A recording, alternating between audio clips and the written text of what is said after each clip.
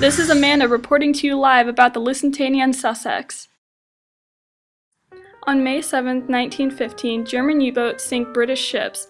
After this, Americans were warned not to travel by Germans who stated they might sink boats again through a newspaper ad. On March 24, 1916, the Sussex was attacked by Germans, and 7 Americans were killed. So today on Commentaries of World War I, we will be speaking to historian Sarah Garner about the United States' entry into the war. So Sarah, do you think that if the ships would not have been sunk, that the United States would have still entered the war? I think that the U.S. would have entered the war because of the Zimmerman telegram. Oh, the Zimmerman telegram. Let's go to Amanda Warden and hear about that. What is the Zimmerman telegram? The Zimmerman telegram stated that if Germany went to war with the United States, then if Mexico attacked the United States, Mexico would receive Texas, New Mexico, and Arizona. So, hearing about the Zimmerman telegram, what effect do you think that had on the U.S. entering the war? Well, I think that had a major effect because it was the final pushing point for America.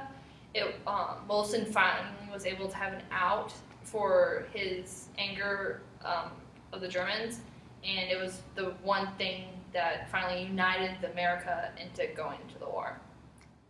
What is the Sussex Pledge? The Sussex Pledge is Germany's promise not to sink any more merchant ships without prior warning. The Germans' way of appeasing Americans. It wasn't very effective because it said it would give warning and then sink the ship, but they had already given warning beforehand, and so it wasn't really effective in that aspect. When did the U.S. enter the war? After 3 more merchant ships were sunk by the German U-boats, President Woodrow Wilson went to Congress and declared war on April 2, 1917. Do you think that the United States entered the war at the right time? And if you were in charge, would you have entered earlier, later, or at the same time? Well, I think personally I would have entered earlier because Wilson was trying to stay neutral for as long as possible, but that wasn't a very optimistic, it was kind of optimistic thing to do, but it wasn't rational. You know, if most of Europe is fighting, you're going to get involved at some point, and he was just trying to push that off.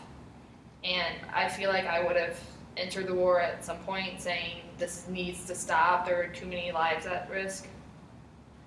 I agree completely. We eventually got pulled into the chaos.